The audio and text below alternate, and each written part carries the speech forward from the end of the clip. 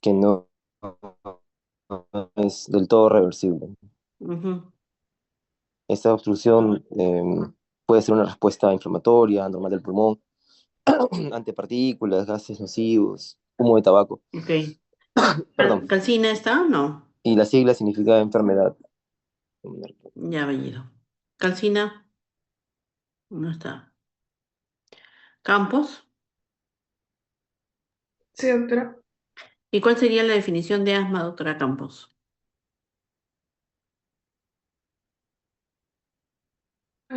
Sería una enfermedad también que es bronquial, pero en este caso es por una inflamación crónica Ujú. de las vías respiratorias, que esto, bueno, esta enfermedad suele desencadenarse como por ejemplo polvo, también por aire frío y por otros factores como Ujú. alérgenos. Córdoba. Sí, doctora. Doctor Córdoba, según la edad, ¿en quién da asma y en quién da EPOC? Mm, Asma sería más que nada en niños Ajá. y EPOC en adultos mayores. No en adultos mayores, en adultos. En general. A Ok. partir de los 40 años se puede diagnosticar asma. Ujú. Espinosa, Sí, doctora. ¿a qué hora del día da el asma y a qué hora del día da el EPOC? Los síntomas, ¿no?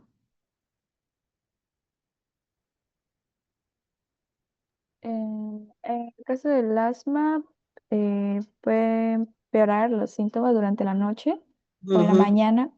ujú. Y en el caso del EPOC, puede ser en sí durante el día, Durante todo el día, ¿no? Ujú. especialmente en la mañana también. Mm. Huarcaya, Sí, doctora. ¿qué antecedente debe tener el EPOC? ¿Qué antecedente debe tener el asma? Mm, Antecedente epidemiológico. de lepto, una infección bacteriana, puede ser. Mm, mm. O sea, sí puede haber una complicación que es una infección bacteriana en el EPOC. Ujú. No, pero yo te estoy diciendo, o sea, ¿quién causa o cuál sería el factor predisponente para el EPOC?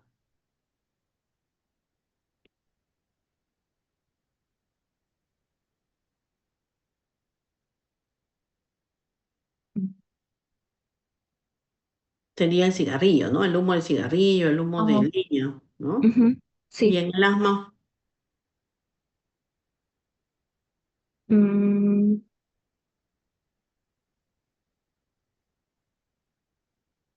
en el asma podría ser algunas enfermedades que tengan relación con, bueno, el sistema respiratorio o que sea también casos de crisis. no, tiene que ver con alergenos, ¿no? Porque Mm, generalmente la mayor parte del asma es de tipo alérgica. Entonces tiene que ver con alergenos, con atopía. En cambio, en el EPOC tiene que ver más con sustancias nocivas como el humo, el cigarrillo, el humo de tabaco, el humo de leña, ¿no? Muy bien. ujú. Jiménez, Sí, doctora. doctor Jiménez, ¿qué células están presentes en el EPOC?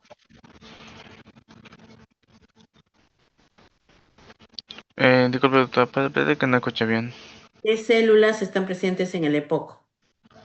Ah, mm, los macrófagos y neutrófilos. Ujú. Y en el asma, mm, los eosinófilos, si mal no recuerdo. ujú. Lucana, ¿y qué interleuquinas están presentes en el EPOC, doctor Lucana?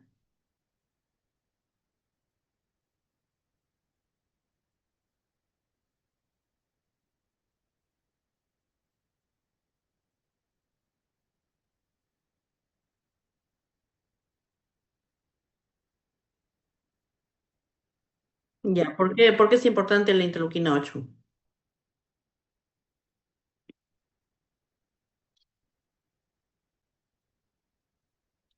del neutrófilo, ¿no? Y la interleuquina 5, ¿a quién atrae?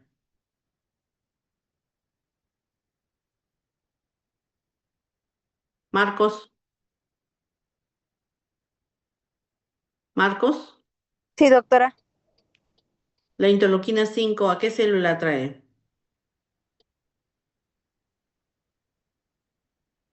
Am, interleuquina 5, ¿verdad, doctora? Ujú, ujú, Ah, eosinófilos. ujú. Mellado, Sí, doctora. doctora Mellado, ¿cuáles son las estructuras del pulmón que se dañan en un EPOC? Disculpe, no la escuché. ¿Qué estructuras del pulmón se dañan o se lesionan o están involucradas en el EPOC?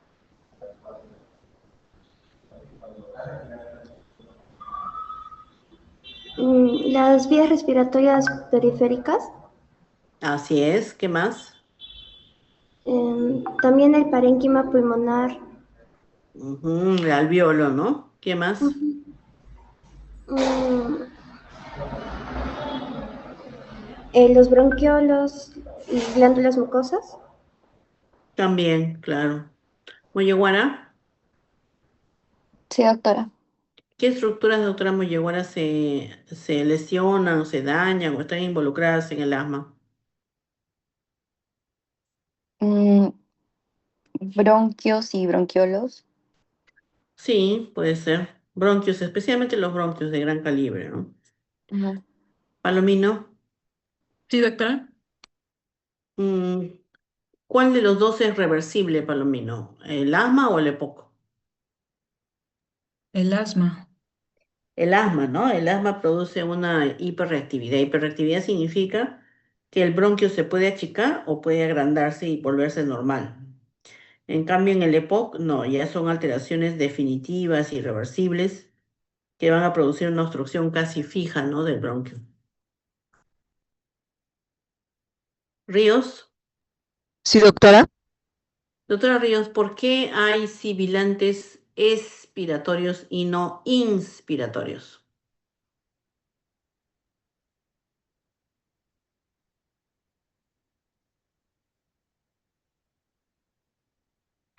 Doctora, ¿me lo puede volver a repetir?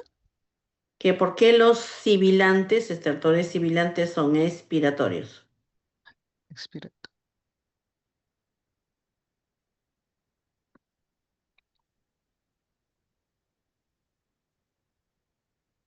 Por la expiración que colapsa más a las vías pequeñas. No. Rivas, Sí, doctora. la misma pregunta, doctora Rivas.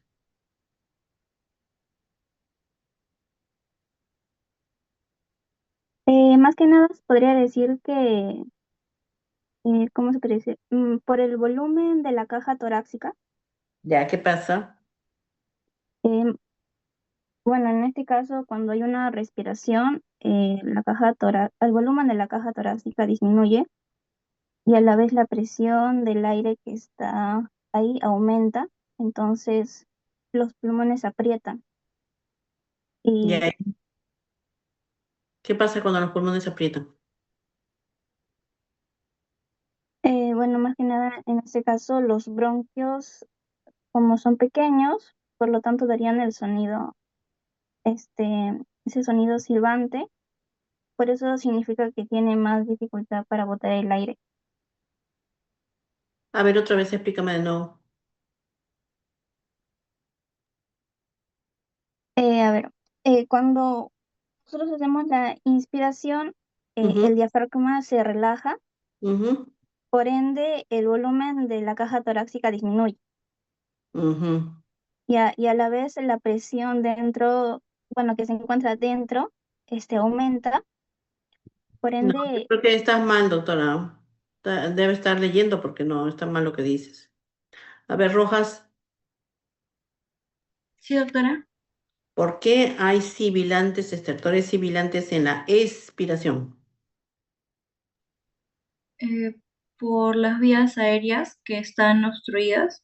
y al estrecharse el flujo de aire, al salir se vuelve más turbulento y causa las vibraciones.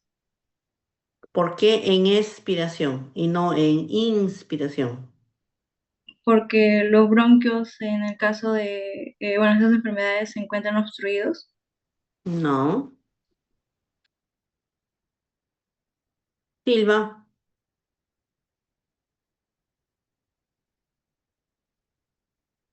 ¿está Silva?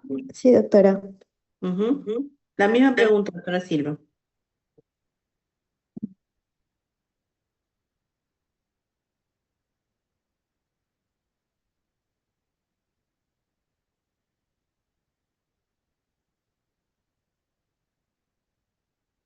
¿Bento? Sí, doctora. La misma pregunta, doctora. Bueno, hay que empezar por el hecho de que el asma no, el problema no es en la inspiración, sino cuando la persona quiere expulsar el aire. Y bueno, porque hay sibilancias, porque durante la expiración las vías aéreas están colapsadas, principalmente por el aumento de la presión intratorácica. Eso lo que se acentúa es la obstrucción bronquial y produce un flujo Dime con turbulento tus de... palabras, doctora. Dime con tus palabras, a ver. em, Ya, las vías aéreas están colapsadas porque sí existe un aumento de la presión intratorácica. ¿Por qué existe Y presión intratorácica? porque las vías aéreas están inflamadas, porque hay No, broncoconstricción. no, no, no, no, no, no, no, no. Lo que pasa es que ustedes leen lo que están buscando de repente en internet y no entienden, ¿no? Es importante que ustedes entiendan. Así lo lean, es importante que lo entiendan. Zúñiga,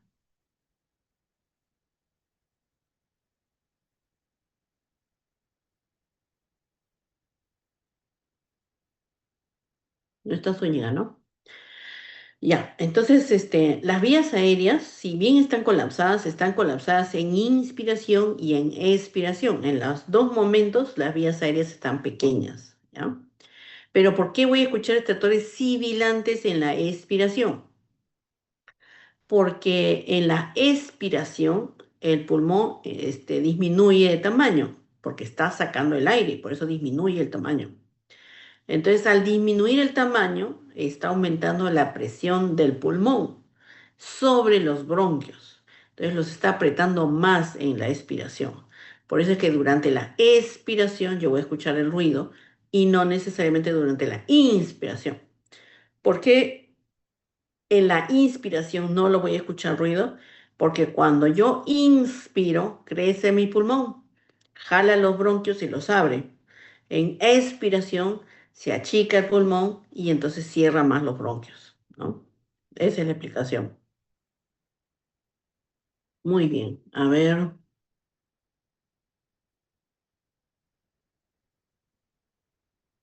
Bellido. Sí, doctora. En el asma, doctor Bellido, generalmente lo desencadena un alergeno. Entonces, el cuerpo, inicialmente capta el alergeno con una célula. ¿Qué célula?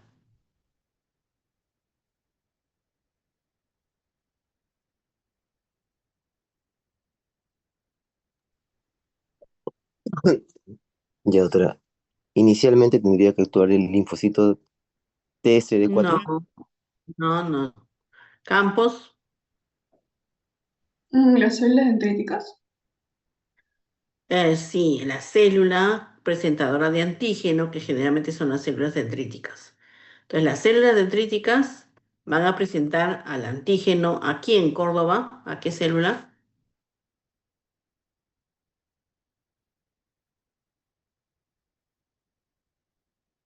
Ah, doctora, disculpe, ¿podría repetir la pregunta? La célula dendrítica va a presentar al antígeno a qué otra célula. Ay, eh,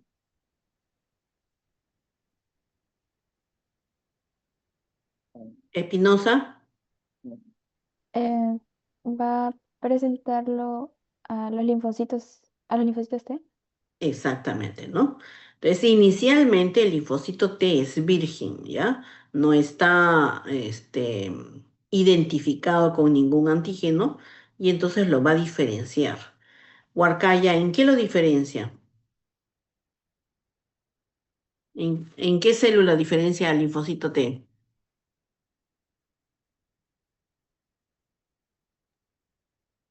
Lo va a diferenciar eh, en el linfocito B. No. Jiménez, Sí, doctora. Mm, cuando el antígeno es presentado, el linfocito T virgen, ¿en qué se va a diferenciar?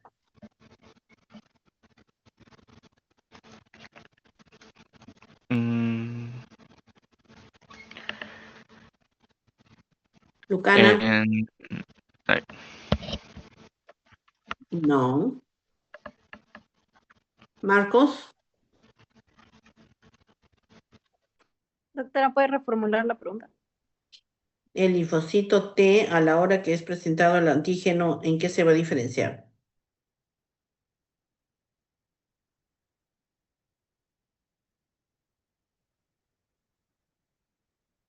Mellado, En el linfocito TCD4. así es, en el TSD4 exactamente. Molleguara, ¿y el TSD4 en qué se va a diferenciar luego? El linfocito TH2. En linfocito TH1, TH2, ¿no? Y ahora nos interesa el TH2, así es. Palomino, ¿y el TH2 qué cosa es lo que va a hacer? ¿A quién va a estimular?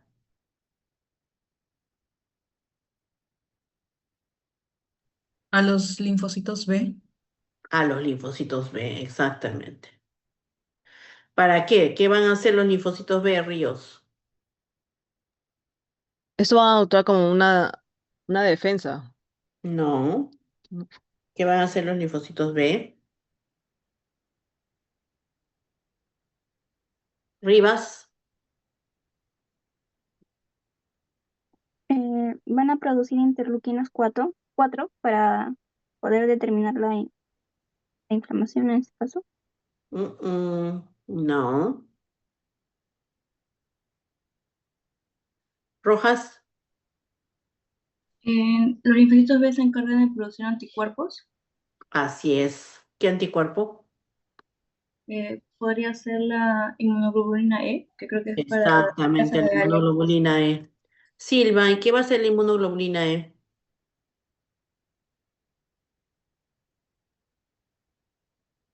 Se va a unir a los mastocitos y basófilos ¿Para producir qué? mm, para reaccionar frente al antígeno. No. Bento, ¿qué va a hacer el Eh, mastocito? Van a liberar mediadores químicos, Mediadores inflamatorios. ¿Qué mediadores? como la histamina, ¿Qué va a producir la histamina? broncoconstricción. Así es, ¿no? Que esa es la etapa temprana de la. Entonces, es importante que ustedes sepan diferenciar el EPOC del asma. El EPOC da en personas mayores de 40 años. El asma generalmente da en niños, en personas jóvenes. El EPOC, los síntomas generalmente son tos y expectoración. También puede producir disnea. En el asma es más disnea y sibilantes, ¿no? Aunque también hay una clasificación ahora de asma que existe que es una asma de solamente de tos nada más.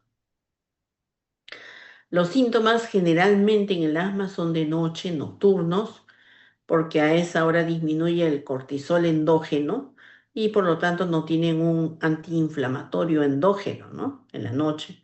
Y entonces por eso es que aumentan los síntomas en la noche. En cambio, en el EPOC los síntomas generalmente son todo el día, ¿no?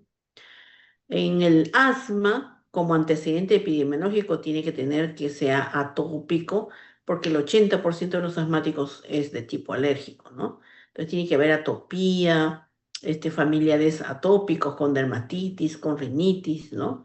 El paciente también puede tener el antecedente de rinitis, como dice en el caso clínico, que también tiene este, rinitis alérgica, ¿no? ¿Por qué? Porque el alergeno definitivamente no va a entrar de frente al pulmón, ¿no? El alergeno tiene que entrar por la vía aérea superior para ingresar después al pulmón. No es que puede ingresar penetrando el pecho y hasta el pulmón.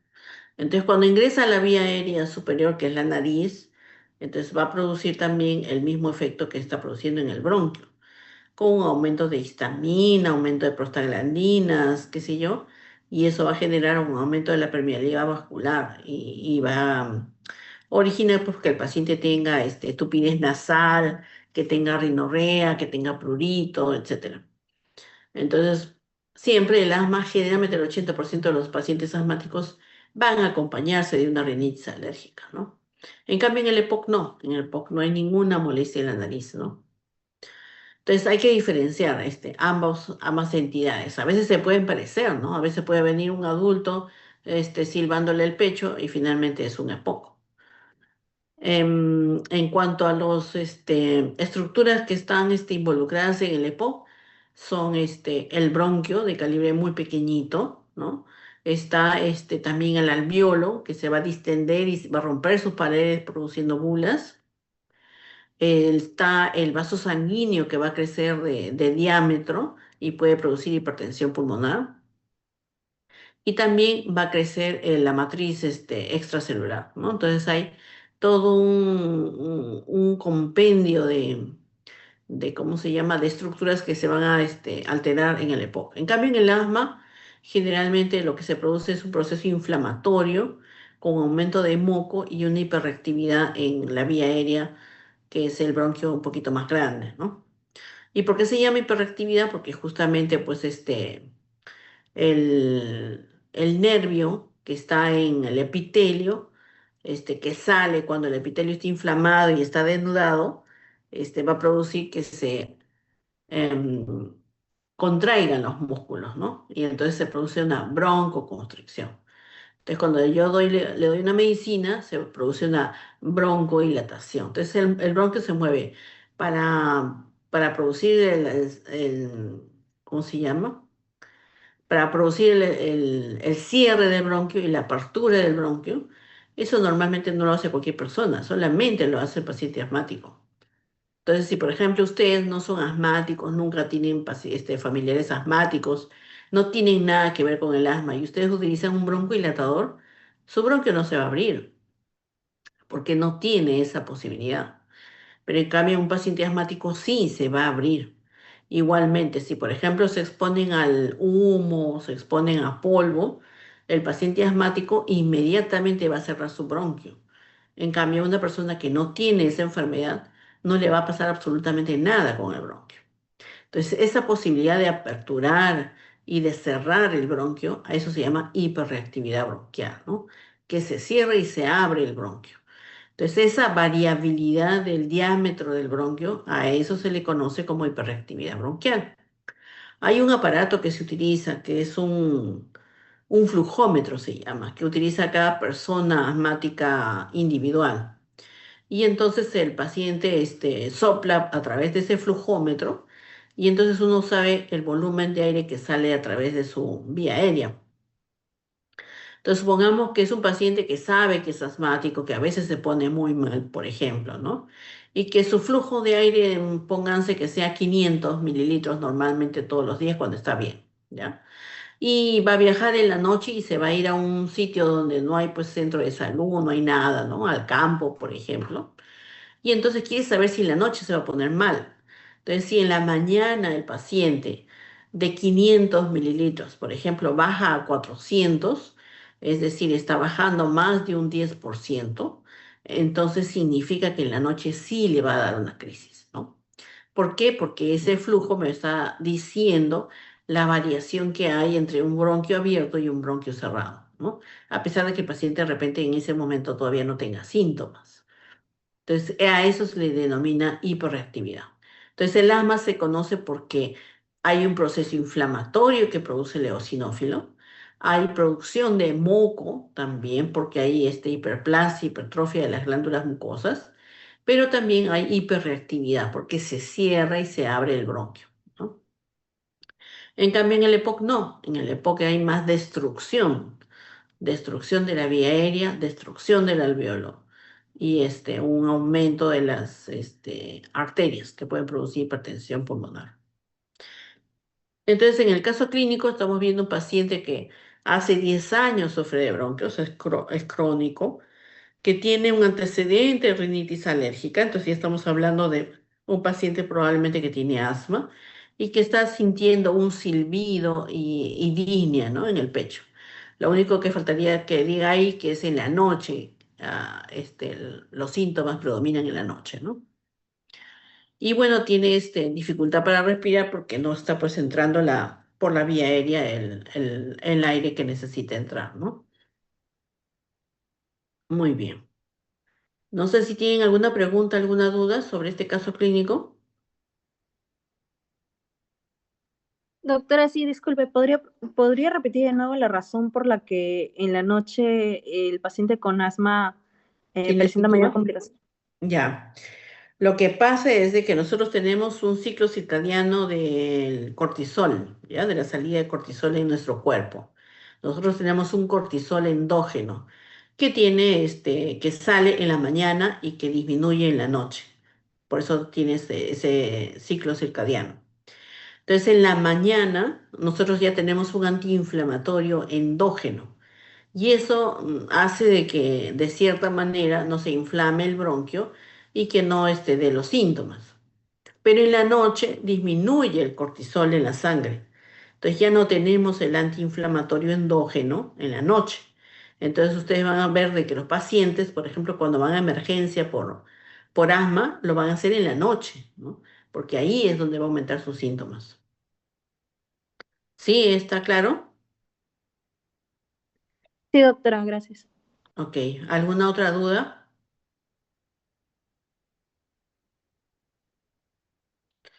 Muy bien. Si no hay otra duda, vamos a pasar al segundo caso, que es sobre insuficiencia cardíaca. Para el segundo caso, voy a,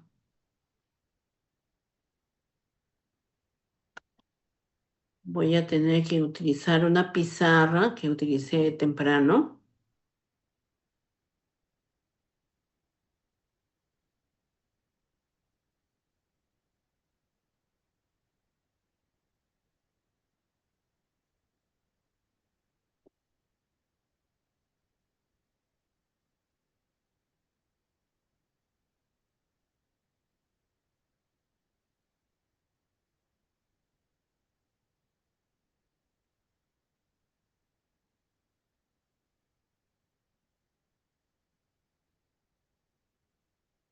¿Pizarra?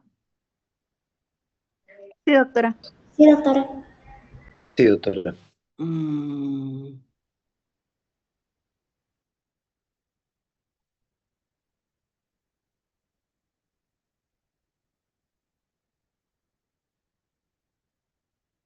y quiero pegar algo ahí con qué pego.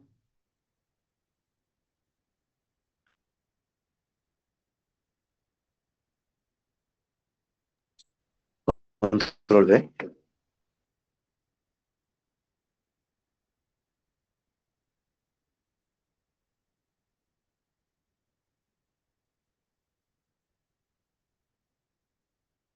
Doctora, si está en su laptop, no sé si sirva la opción de copiar y pegar.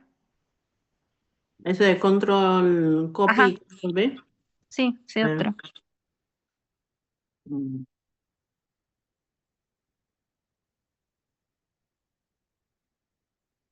No, me parece un lapicito.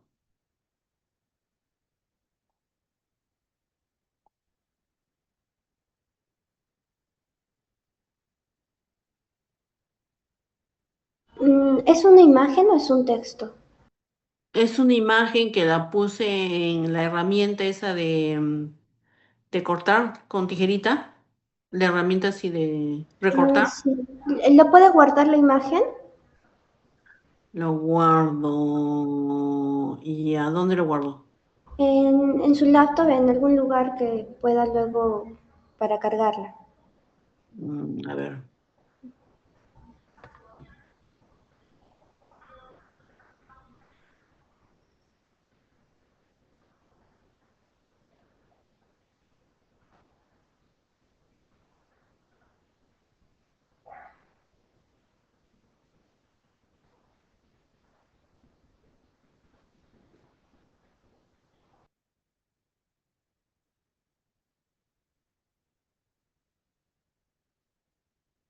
Ya está guardada. Ya, el lado izquierdo hay una barra con varios gráficos. Sí, Hay uno que es de 3 puntitos. ya. Y arriba hay una línea con una flecha que tiene dirección de arriba, ¿no? Una Agua- flechita hacia arriba. Sí, De cargar los tres archivo. puntos, Esa de ajá, cargar. sí, cargar archivo. Ya. Dice De mi dispositivo, dice. mi dispositivo Ya, y apriete la imagen. Busque la imagen ahí. ya. Y ya, con eso debería subirse.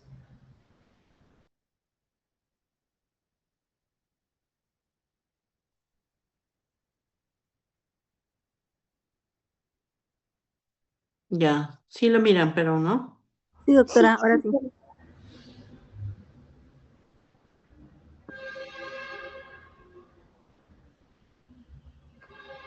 Mm, ya.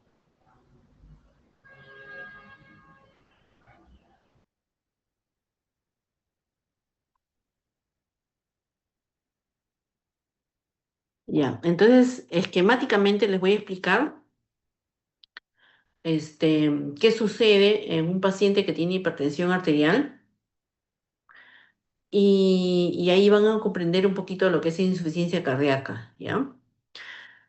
Entonces, mi cursor, ¿sí lo miran?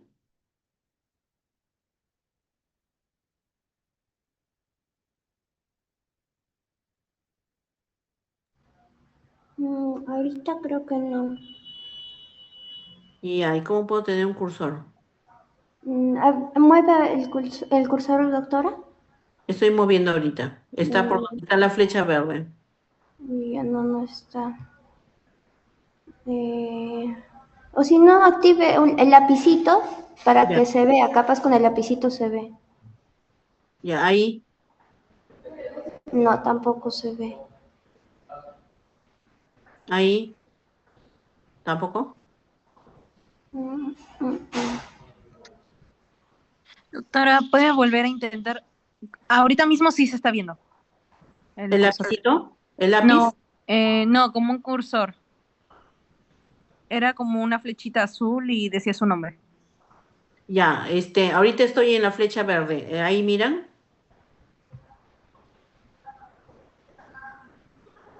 ¿No? Sí, por momentos se ve. Solo se ve cuando mueve el cursor, creo. Así, ¿no? Chamo aquí.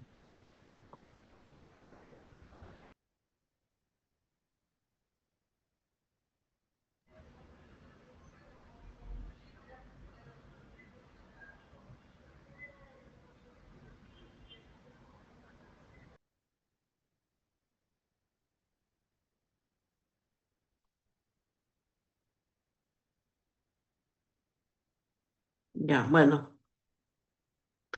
¿Ven dónde está la A? Eh, ¿Sí? Donde dice A solamente. Sí. Ya. Entonces, esquemáticamente, donde dice A, viene a ser la aorta, esquemáticamente, ¿ya? Luego ven ustedes la BI, ¿sí? En una Sí, redonda. doctora. Ya. La BI representaría al ventrículo izquierdo. Hacia atrás están mirando la AI, vendría a ser la aurícula izquierda. ¿Estamos bien ahí? Sí, doctora. Ok. Hacia atrás van a ver ustedes dos rombos, ¿ya? Que van a representar al pulmón. Hacia atrás ven ustedes una BD, que es el ventrículo derecho, una AD, que es la aurícula derecha, y después una C, que vendría a ser la cava, ¿ya? Entonces, este gráfico lo que trata de ver, de demostrar, es de que ustedes para entender la insuficiencia cardíaca, ustedes tienen que separar, partir por la mitad del corazón y poner al aurículo y el ventrículo derecho, es decir, al corazón derecho, al corazón izquierdo y en medio tienen que poner el pulmón, ¿ya? Para que puedan entender. Entonces, ya, entonces, ¿cómo se llama? ¿Qué pasa normalmente? ¿Ya? Yo estoy yendo de atrás, o sea, donde dice C, estoy yendo para adelante y ustedes síganme, por favor. Entonces, de la cava, que viene a ser la C, es la vena que va a recibir la sangre desoxigenada de varios sitios, ¿ya? De la parte de abajo de la cava inferior, es decir, de los miembros inferiores, va a recibir la sangre desoxigenada. De la cava superior, que viene sangre de la cabeza, de los miembros superiores, del tórax, qué sé yo. Y también de la porta que también se une a la cava, que va a traer la sangre del intestino, del hígado, del vaso, etcétera, etcétera, ¿ya? Entonces la cava va a recibir realmente la sangre de todo el cuerpo, ¿ya? Con sangre desoxigenada. Ahora sigan hacia adelante. Esa cava va a llevar la sangre desoxigenada al corazón derecho, es decir, a la aurícula derecha, ventrículo derecho, y después va a llegar al pulmón, donde están los rombos, donde dice P, al pulmón. Entonces, ¿qué va a pasar ahí en el pulmón? El pulmón se encarga pues de la difusión de gases y entonces va a sacarle el dióxido de carbono que tiene esa sangre y le va a dar oxígeno y entonces ya voy a tener sangre oxigenada, ¿no? Para eso tiene que pasar por ahí, por el pulmón. Una vez que pasa por el pulmón, se va entonces ya la sangre oxigenada a la AI, que es la aurícula izquierda, de ahí a la BI, que es el ventrículo izquierdo, y de ahí pasa para la aorta para ir con la sangre oxigenada a todo el cuerpo. ¿Hasta ahí alguna duda? Todo claro. Muy bien. Entonces, ¿qué pasaría si un paciente tiene hipertensión arterial? Entonces, donde dice A, que es la aorta, ahí he puesto dentro un vaso sanguíneo que está obstruido porque es un paciente hipertenso, ¿ya? Entonces, ¿cuál es la característica normalmente del paciente hipertenso? Es que no toma su medicina adecuadamente. ¿Y por qué no toma su medicina adecuadamente y la tendría que tomar toda la vida, ¿no? ¿Por qué no la toma? Porque no hay molestias. Generalmente los pacientes se acostumbran a tener la presión alta y no tienen cefalea, no tienen visión borrosa, no tienen náuseas, no tienen vómito, no tienen nada. Entonces creen que están bien y que de repente la medicina más bien le va a bajar mucho la presión y entonces no toman su medicina.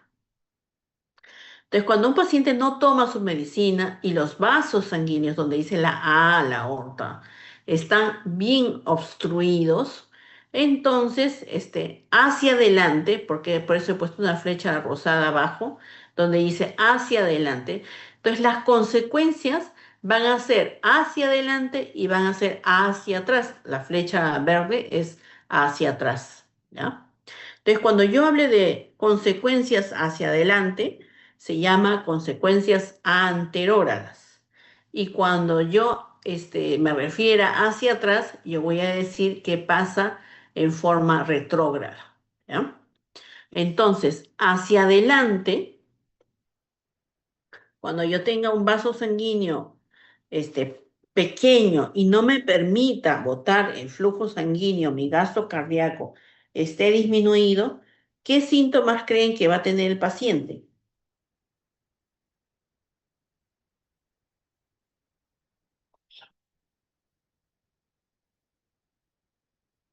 Cuando no le llegue la sangre adecuadamente a sus músculos, ¿qué creen ustedes que va a tener como síntoma el paciente? Fatiga, cianosis periférica. No tanto como cianosis, pero fatiga, debilidad, Mareos, podría frío ser de las manos, también mareo, astenia, taquicardia pero compensatoria. no disnea ni taquicardia, ¿ya? No disnea ni taquicardia. Entonces le está llegando poca sangre a los tejidos y entonces no tiene pues cómo hacer su metabolismo normal los tejidos, entonces va a tener pues debilidad, ¿ya?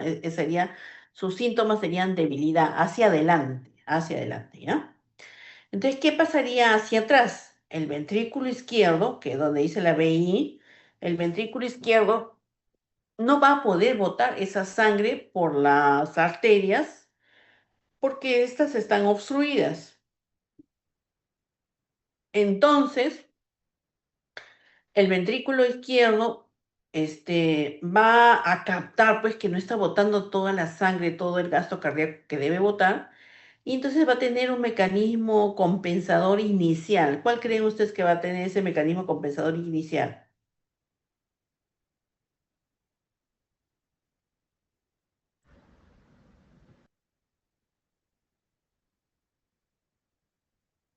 El simpático. ¿Qué creen ustedes que va a ser el simpático?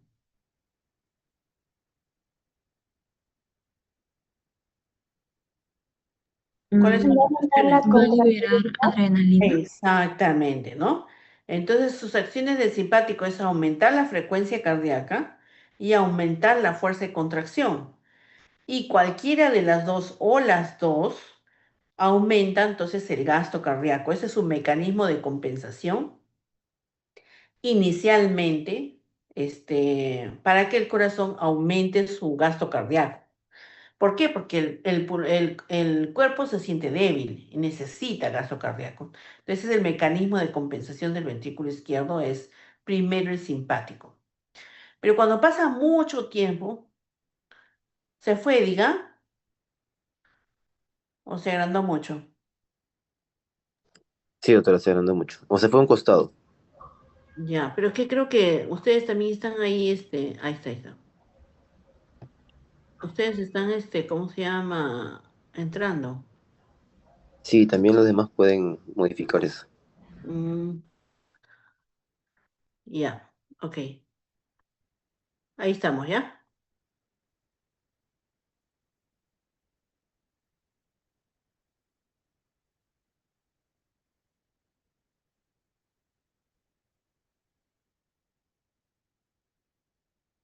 Ya. Entonces,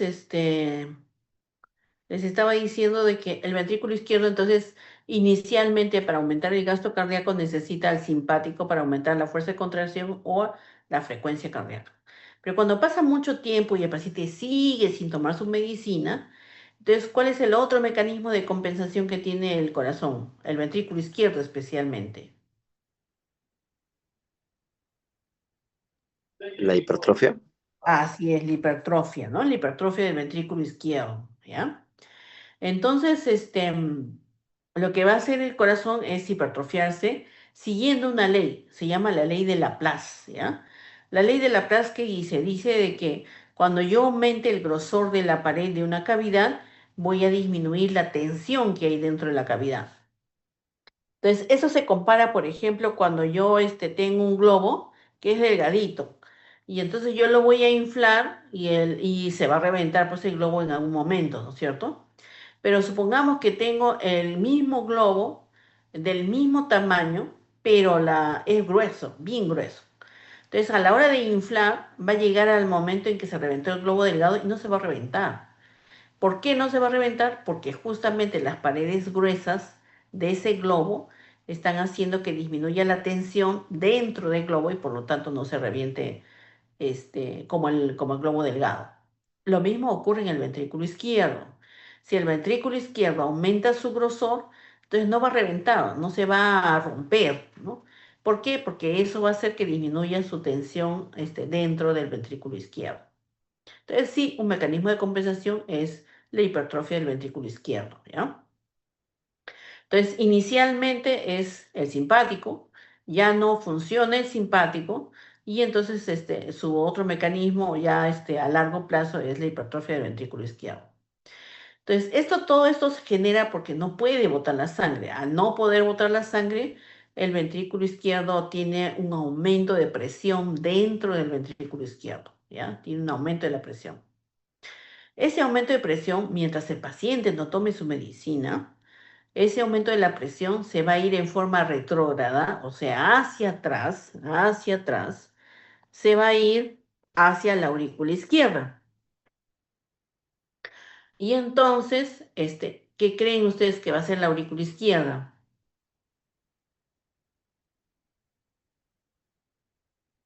Ah, ya encontré.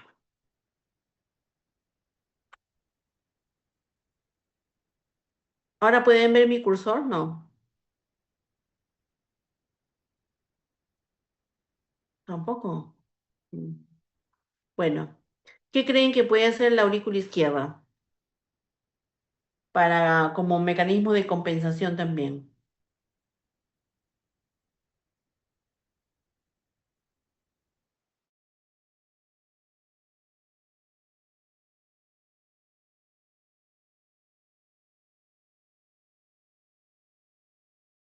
¿Se dilata?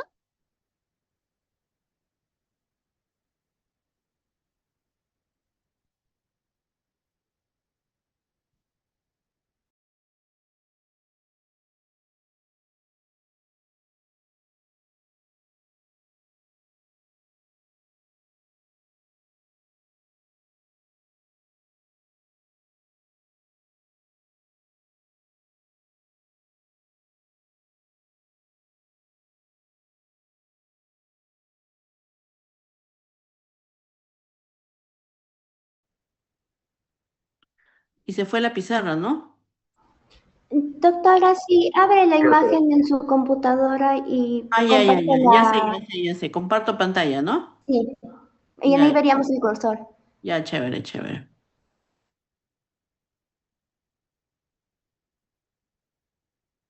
Mm, ahí ya, ya. Mm. Ahí. Sí, doctora, sí se ve. Y ahora ven el cursor también. Sí.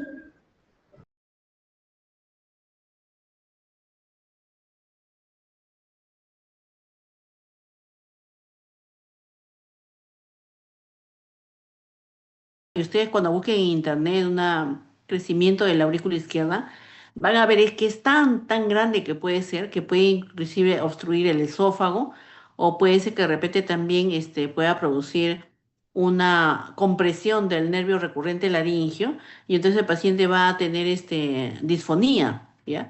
¿Por qué? Porque la aurícula es tan grande que puede obstruir ciertos órganos. Entonces, cuando la aurícula izquierda crece de tal manera, ya pierde su fuerza de contracción, ya no se contrae como normalmente debe contraerse, y más bien va a tener un tipo de arritmia que se llama fibrilación auricular. ¿Ustedes qué creen que siente el paciente cuando hay fibrilación auricular?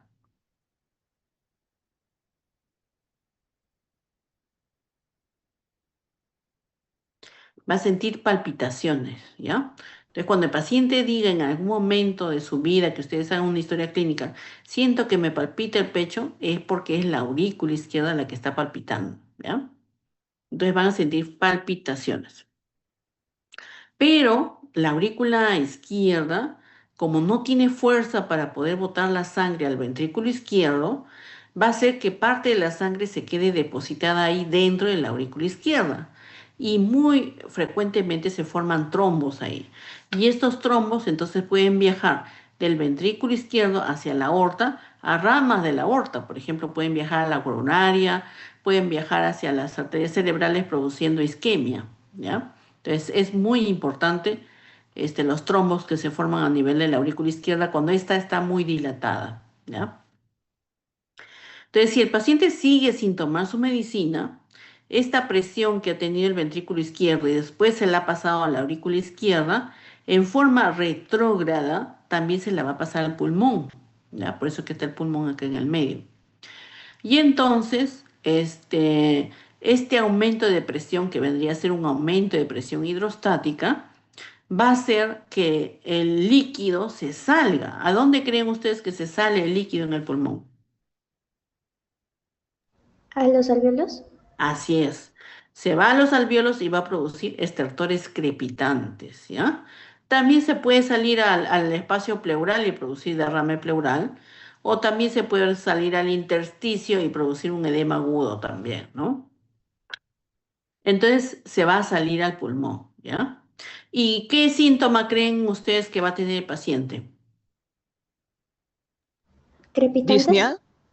Disnea, ¿no? O sea, los signos, lo que yo voy a escuchar, sí son los estertores crepitantes, pero los síntomas, ¿qué cosa va a sentir el paciente? Eso va a sentir disnea. ¿Y qué creen ustedes que va a hacer el paciente que tiene disnea para calmar un poco su disnea? ¿Mantenerse sentado? Así es, se mantiene sentado. ¿Por qué se va a mantener sentado? Porque cuando se siente la presión de la gravedad, además de la presión hidrostática que tiene, va a hacer que el líquido se quede en la parte de abajo de los pulmones y va a dejar libre la parte superior para que pueda respirar. Pero en cambio, si se echa, todo el pulmón se va a llenar de líquido y entonces el paciente no va a poder respirar. Por eso que tiene que sentarse. Esa posición para sentarse se llama posición ortopneica, ¿ya? Y si continúa la presión aumentada porque el paciente sigue sin tomar su medicina, este aumento de presión se va a ir al corazón derecho, al ventrículo derecho, a la aurícula derecha y finalmente va a ir a la cava. La cava no tiene músculo igual que la aorta para producir vasoconstricción, no hace eso, ¿ya? La cava y en general las venas son vasos de capacitancia, es decir, pueden almacenar líquido y dilatarse para almacenar líquido. Y esta dilatación puede hacer de que se salga también el líquido. Entonces, si estamos diciendo que la cava inferior recibe sangre de los miembros inferiores, ¿qué va a pasar en los miembros inferiores cuando hay un aumento de presión en la cava inferior? Se va a salir el líquido y ¿qué va a producir? ¿Edemas? Edema en los miembros inferiores, ¿no? Yo le aprieto el edema y voy a ver signos de fovea ahí en el edema, ¿ya? ¿Y qué va a pasar en la cava superior? ¿Qué voy a mirar? Cuando hay ese aumento de presión, aumento, congestión por el líquido que está ahí. Una asistis. No. Eso se llama ingurgitación yugular. Ok. Es una vena que se va a dilatar, que yo la voy a ver cuando el paciente esté semi-sentado y yo la voy a ver en el cuello, ¿no? Es una vena que normalmente no se mira solamente cuando hay un aumento de esta presión que estamos diciendo, ¿no? Entonces se dilata la vena yugular y la voy a mirar, ¿ya? Y yo les había dicho que también recibe sangre la cava de la porta y la porta recibe sangre de todo lo que es el abdomen. Entonces sí puedo encontrar también hepatomegalia, splenomegalia, voy a encontrar ascitis, ¿no? Que es el líquido que se encuentra en el peritoneo, ¿ya? Entonces, cuando yo tenga crecimiento del ventrículo izquierdo, dilatación de la aurícula y se salga el líquido en el pulmón, hasta aquí yo puedo decir el paciente tiene insuficiencia cardíaca izquierda, ¿ya? Pero si eso sigue y el paciente tiene edemas, ingurgitación yugular, hepatomegalia, ascitis, yo puedo decir el paciente tiene insuficiencia cardíaca derecha, ¿ya? Hay otra clasificación de la insuficiencia cardíaca que es insuficiencia cardíaca sistólica y diastólica. Sistólica, ¿a qué se refiere? A que, por ejemplo, cuando un paciente tiene por ejemplo, un paro cardíaco, ¿ya? Un infarto. Entonces el músculo se queda débil y el músculo no puede producir una sístole adecuada, porque está débil, ¿no? Entonces esa es una insuficiencia cardíaca sistólica.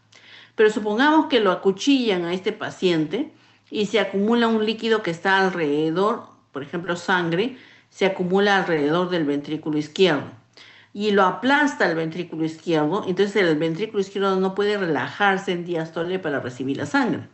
¿Por qué? Porque el líquido que está alrededor lo está aplastando.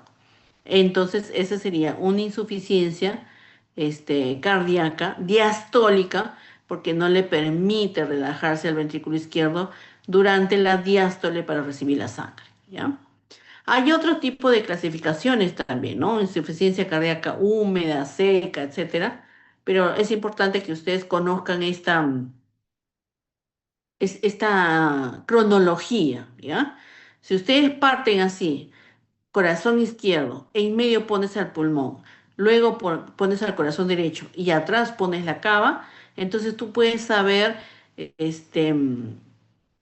la cronología de lo que va a pasar hacia atrás y también hacia adelante, ¿ya? Supongamos que el daño está acá, entre la aurícula y el ventrículo, porque de repente tengo una válvula, entonces también a partir de la válvula yo también voy a saber qué pasa hacia adelante, o sea, en forma anterógrada, y qué pasa hacia atrás en forma retrógrada, ¿ya? ¿Alguna duda, alguna pregunta? ¿Todo claro? Sí, doctora. Muy bien. Entonces, vamos a resolver el caso clínico.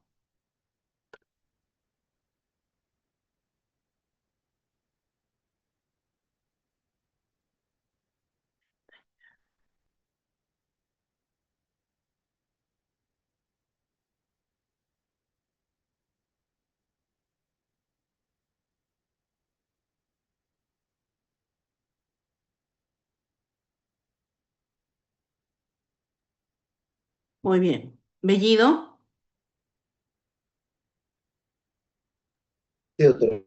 ya. Dice, paciente varón de 53 años con antecedente de hipertensión arterial no tratada desde hace 20 años, ¿no? Lo que les digo a ustedes, el paciente no siente síntomas y por eso no toma su medicina.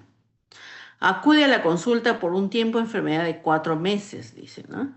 Y caracterizado por disnea.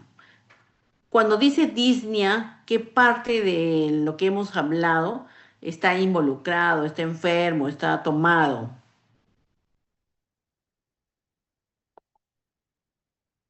Cuando habla de disnea,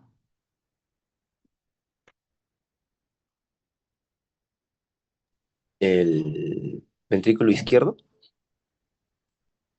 ¿no? ¿Calcina está?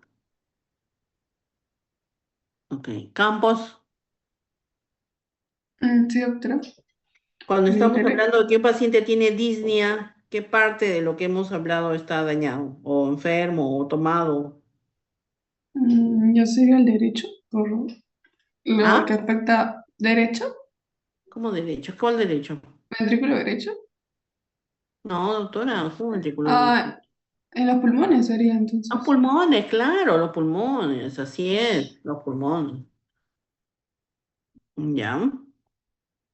Córdoba, si está tomado los pulmones, ¿qué tipo de insuficiencia es? ¿Izquierda o derecha? Izquierdo, doctora. Izquierda, absolutamente izquierda. ¿Ya? Entonces dice que este paciente de 53 años que no tomó su medicina por 20 años para la presión arterial, hace 4 meses presenta disnea de esfuerzo, pero también tiene edemas en los miembros inferiores. Espinosa, Sí, doctora. de del esquema que yo les he presentado, cuando dice que tiene edema de miembros inferiores, ¿dónde está la alteración? ¿En qué parte?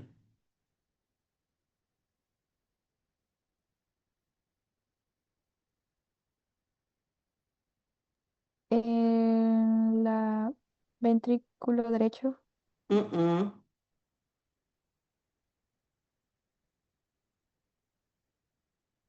Bueno, sí podría ser ya el ventrículo derecho, pero principalmente la cava, ¿no es cierto? ¿Sí? Sí, doctora. La cava. ¿Cuál cava? Hay dos cavas. Huarcaya,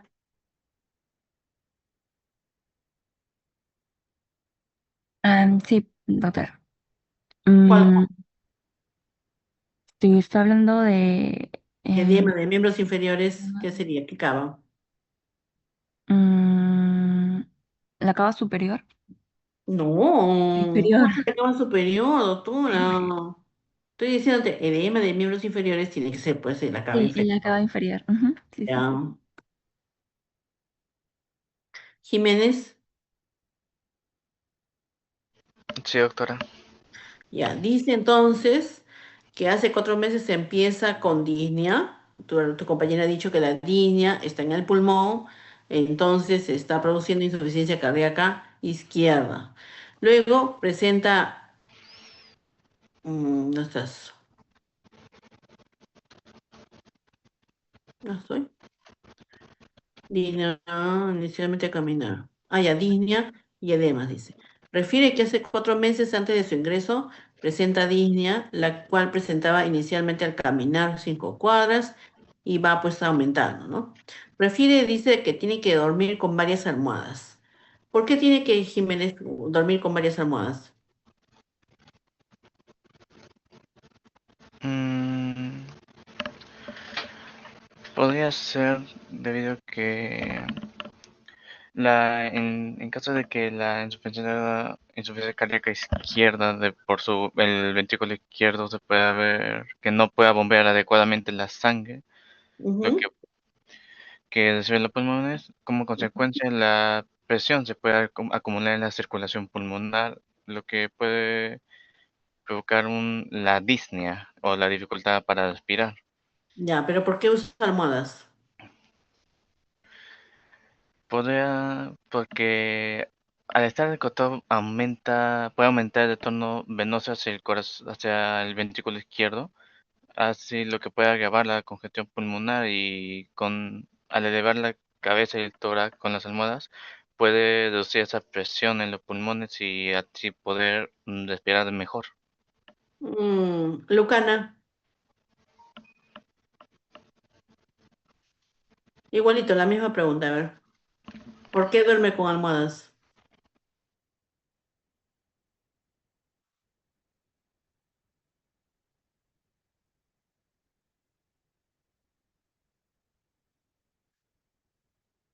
Marcos,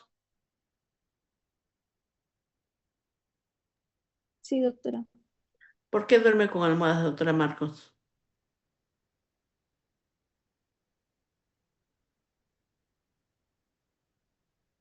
Porque de manera inconsciente eso le ayuda al paciente a que los líquidos se redistribuyan ¿A dónde se van a distribuir?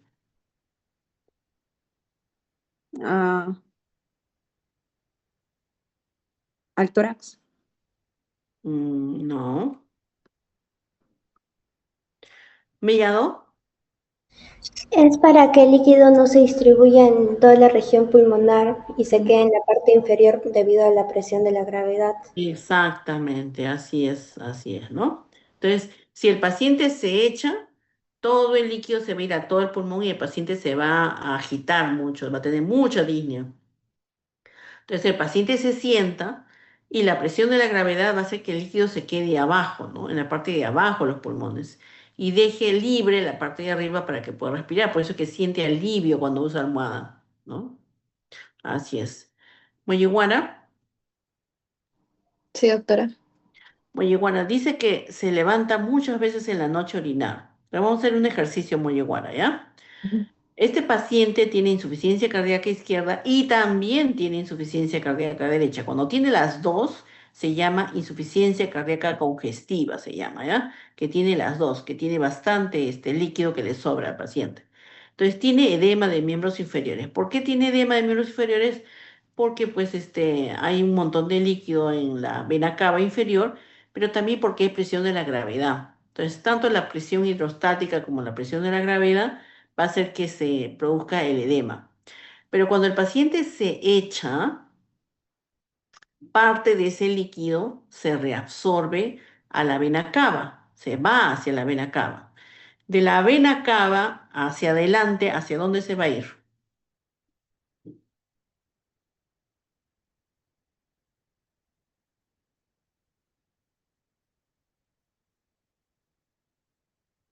Perdón. Según el esquema que usted mostró, de la cava se va hacia la aurícula derecha. Ujú, claro, claro que sí. Palomino, Sí, doctora. ¿de ahí a dónde se va? A los pulmones. Mm, al ventrículo derecho, pero primero, no se puede pasar de ahí, no hay forma. Luego se va a los pulmones. Ríos, Sí, doctora. de los pulmones, ¿a dónde se va? Al ventrículo izquierdo. Antes del ventrículo izquierdo.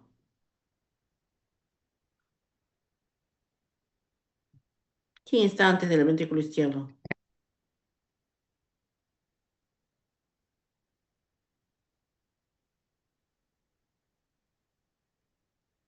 Rivas, Sí, doctora. está, Eh, está en los pulmones. ¿De ahí de dónde se va? ¿Sería la aurícula izquierda? A la aurícula izquierda, pues tiene que ser a la aurícula izquierda. Rojas, y de ahí. Después de la aurícula izquierda se va al ventrículo izquierdo. Exacto, al ventrículo izquierdo. De ahí, Silva.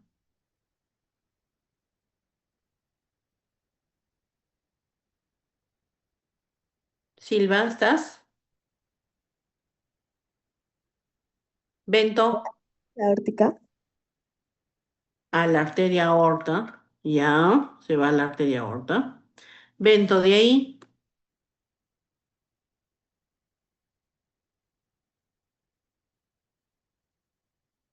Bento, ¿estás? Sí, doctora. ¿A dónde? Después de la aorta se va a las arterias, Ajá, especialmente a cuál. a la... mm,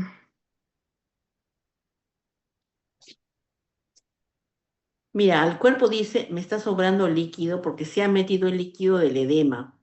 Tengo que sacarlo. ¿Por dónde tú crees que lo tienen que sacar el líquido?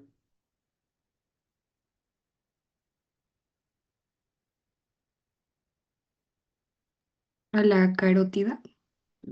No. Zúñiga.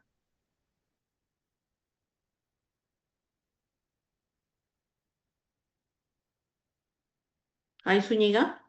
Ajá. Bellido. Al espacio intersticial, doctora. No. Campos. ¿Puede repetir? Campos. Mm, no sé, no me acuerdo. ¿Por dónde crees tú? ¿Por la boca tú crees que va a botar el líquido? No, Ah, la orina. No. por Por la la yu. orina, por la orina, tiene que botarlo. Entonces el líquido va a salir de la aorta y va a ir a la arteria renal. Va a aumentar la filtración glomerular. Entonces el paciente tiene que levantarse en la noche, porque en la noche es donde se va a reabsorber el líquido de la pierna, porque la pierna ya va a estar arriba, ya no va a tener la presión de la gravedad. Entonces, ese líquido, el organismo es tan sabio que ese líquido no lo puede tener ahí almacenado. Si lo tiene almacenado, se va a quedar en el pulmón y le va a producir más edema. Entonces, tiene que botarlo por algún sitio. La única forma de botar el líquido es por el riñón. La única forma. Entonces, va a tener que levantarse en la noche a orinar, ¿no? Por eso dice que se levante en la noche en varias ocasiones para orinar. Muy bien. Ya. Dice que tiene ingurgitación yugular. Córdoba. Sí, doctora.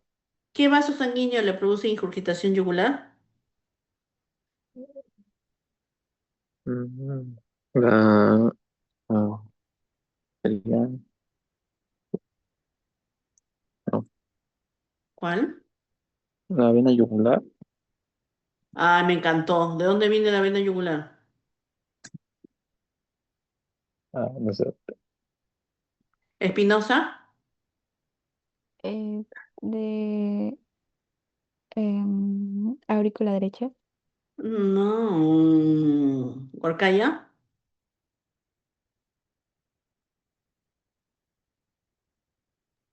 Sí, doctora. La vena yugular interna va a venir am, del seno sigmoideo, Ya, ¿y el seno sigmoideo de dónde?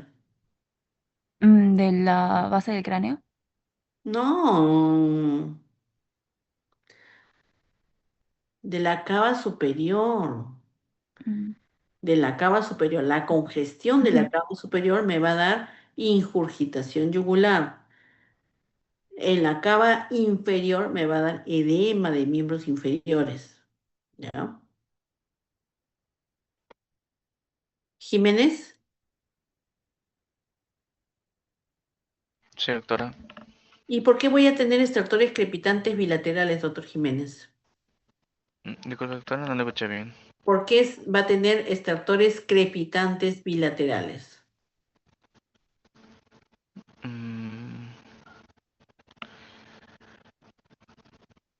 Porque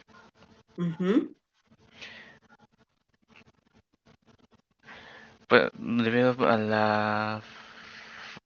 la falla del ventrículo izquierdo, lo cual no bombea adecuadamente la sangre. No. Lucana.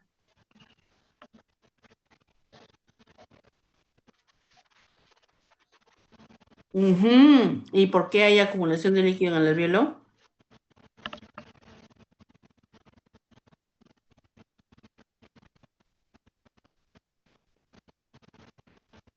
Por aumento de la presión, doctor. Todo se genera porque hay aumento de la presión del ventrículo izquierdo, pasa a aumento de presión de la aurícula izquierda, pasa a aumento de la presión hidrostática del capilar pulmonar. Entonces, ese aumento de la presión del capilar pulmonar va a hacer que salga el líquido al alvéolo y por eso voy a escuchar extractores crepitantes, ¿ya? Muy bien, jóvenes. ¿Alguna pregunta?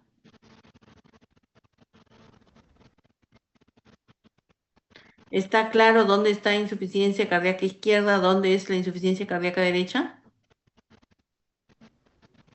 Sí, doctor. Ok. Sí, doctora. Muy bien, chicos. Eso sería todo entonces, ¿ya?